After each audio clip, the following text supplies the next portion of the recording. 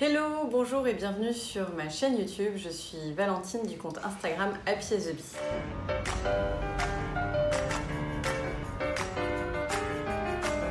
Aujourd'hui, je vous retrouve pour un nouveau type de vidéo où je repère des tendances sur les défilés, des choses que j'ai vraiment envie de réaliser et j'essaye tant bien que mal de les réaliser.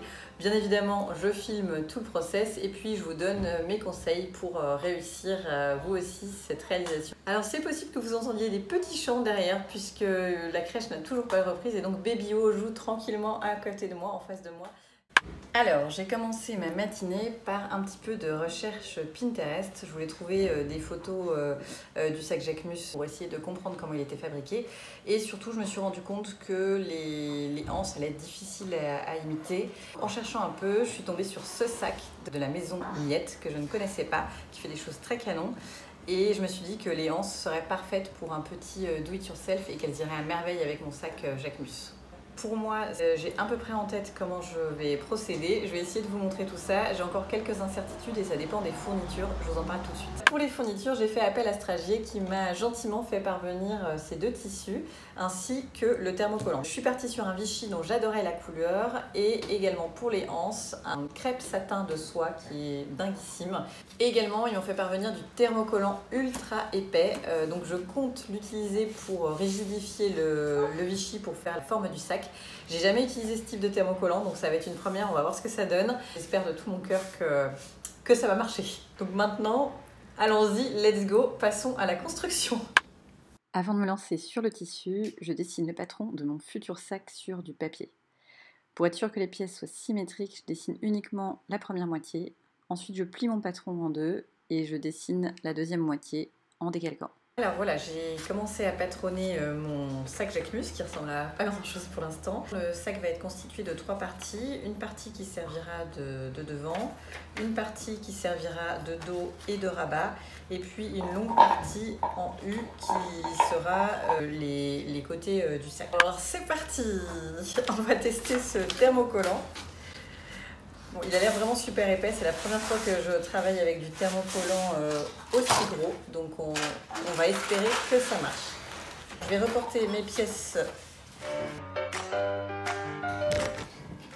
Ah non, bébé, touche pas ça. Audio Hub, Audio Hub.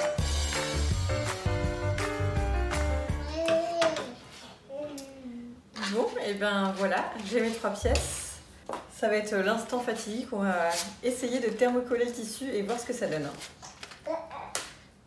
Bon, je vous montre comment on pose le thermocollant à la prochaine étape parce que là c'est l'heure du déjeuner et Baby a faim. Donc on se retrouve tout de suite. Ah oui, toi aussi tu veux m'aider? Tu veux faire un sac Jacquemus? Bon allez, on va manger? Oui, à table. Allez, Baby est repu, moi aussi. On va arriver au moment fatidique du test du thermocollant. Bon alors normalement je pense que j'aurais fait ça avec un fer à repasser. Là il se trouve que j'ai la presse Cricut sous la main, donc je me suis dit que c'était l'occasion de la tester. Je l'ai mise à chauffer, elle vient de me dire que c'est bon. Et puis on y va.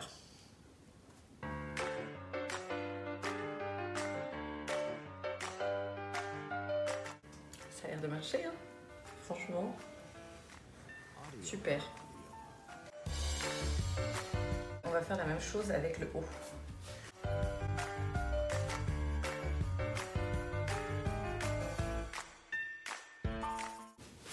Alors je vais laisser la presse de côté, je vais déjà essayer de voir ce que ça donne avec les pièces que j'ai découpées. Je me suis rendu compte que ça pouvait être un peu trop flexible, pas assez solide avec une seule couche de thermocollant. Donc ce que j'ai fait, c'est que j'ai dupliqué les pièces pour pouvoir les coller l'une contre l'autre et donc créer deux épaisseurs de thermocollant. Ce que j'ai fait, c'est que je vais découper tout autour des pièces en laissant comme une marge de couture que je vais venir rabattre avec la colle textile pour faire de jolies finitions.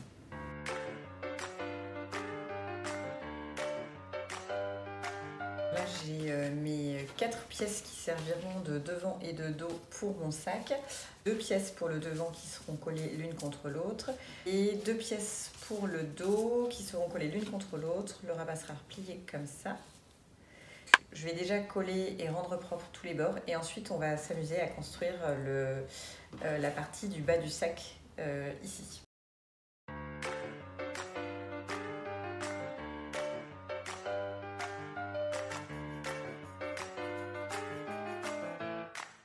Je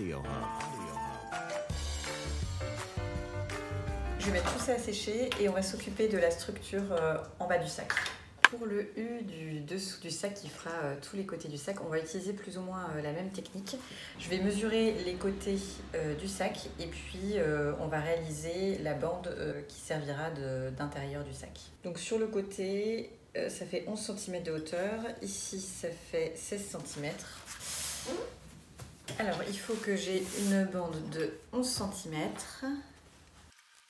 8 cm de large. Ici, je vais laisser 1 cm pour le repli.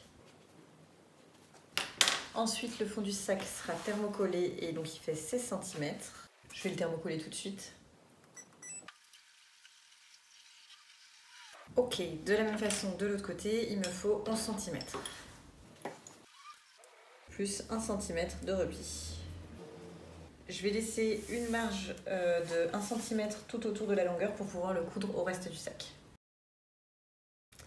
Pour rendre la chose encore plus rigide, j'aimerais que le sac soit un petit peu comme un sac en papier en fait, qui se replie de lui-même comme cela sur les côtés. Ce que je vais faire, c'est que je vais découper une bande de 4 cm coupée en biseau ici, et je vais la découper 4 fois pour la positionner ici, ici, ici, ici. Voilà, maintenant j'ai mes 4 petits rectangles que je vais pouvoir thermocoller ici, mais avant de les thermocoller, je vais couper en biseau comme cela pour que le pli se marque naturellement.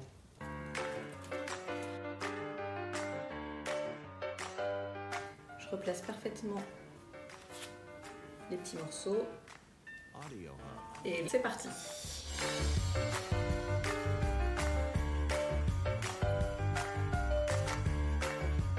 Alors, le moment du verdict. Voyons voir si ça se plie comme je veux. Tout à fait. Trop contente. C'est exactement ce que je voulais. Je voulais vraiment un rendu net comme ça. Ça rend super bien. Oh là là, c'est super. Je suis contente de m'être enfin lancée dans ce projet depuis le temps que je voulais en faire un. Voilà les autres pièces qui ont séché. Donc moi ce que je veux, c'est en coller 2 pour le devant.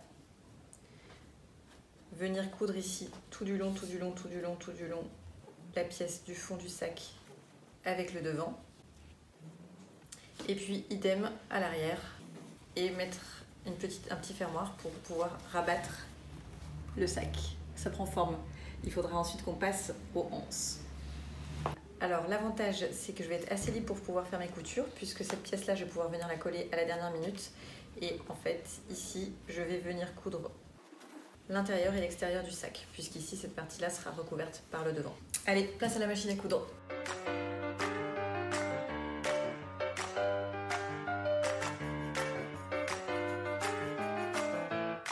Audio Hub.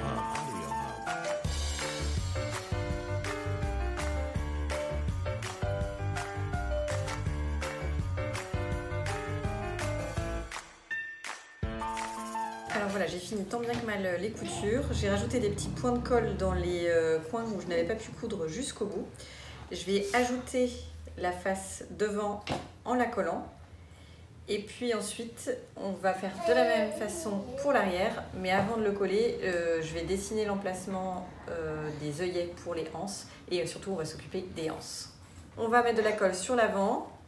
Comme ça aura le temps de sécher avant qu'on ajoute l'arrière. Allez, moment de vérité, mettons le devant. Pour les anses, le modèle original en a deux, un à l'avant, un à l'arrière. Je suis pas sûre d'avoir assez de place pour pouvoir mettre les deux, on va voir ce qu'on peut faire. Alors les œillets, c'est ceux-là, ils font 14 mm. Donc à chaque fois un œillet c'est composé d'une partie mâle et d'une partie femelle. Donc je vais en sortir 4 et on va voir où est-ce qu'on peut les placer. Les œillets que j'ai achetés, ils viennent de chez Bohin et ils sont directement fournis avec l'objet qui permet de les poser. Il suffit juste d'avoir un petit marteau. J'ai été chercher la pression que je comptais utiliser pour la fermeture du sac pour que je puisse la positionner. Alors, les anses, on va les mettre ici. Je vais découper les emplacements au cutter et on va pouvoir positionner les œillets. Plus ça va et plus mon bureau est en bazar.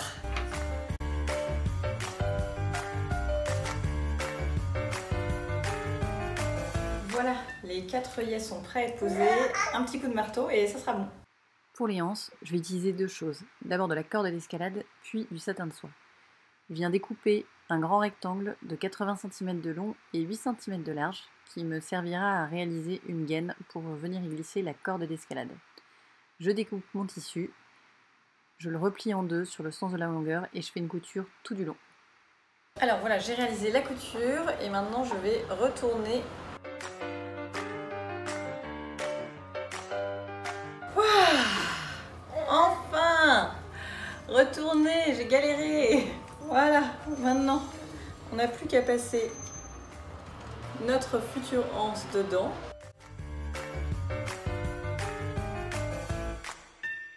Allez, bientôt fini. Oh là là, ça va être canon, regardez-moi cette anse.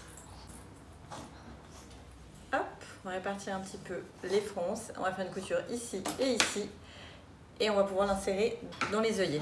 Alors ce que je vais faire, c'est que je vais d'abord passer la corde d'escalade que le tube de satin à l'intérieur. Voilà.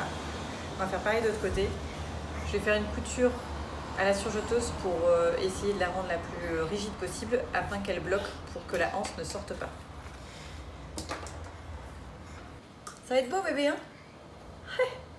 Alors j'ai passé tout ça à la surjeteuse. Voilà, j'ai passé les 2 extrémités à la surjeteuse. Je pense que je vais les recouvrir de biais bleu pour qu'on ne le remarque pas à l'intérieur une fois que ça sera fait.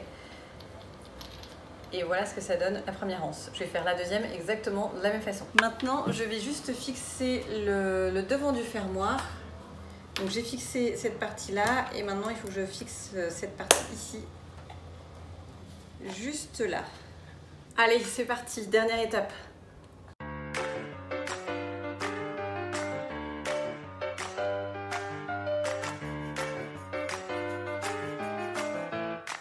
Audio Hub.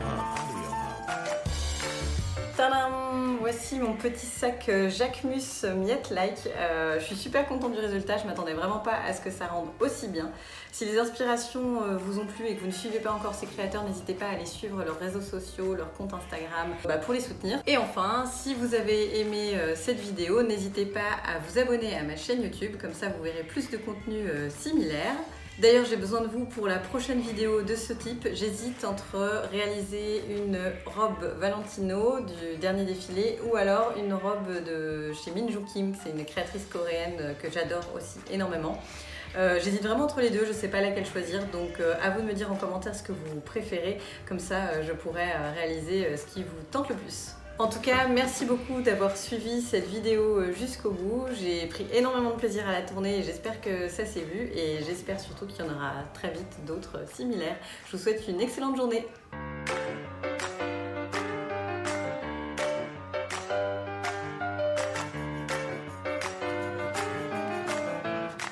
Audio Hub. Allez les crocodiles, sur les bords du Nil, ils sont partis, n'en parlons plus.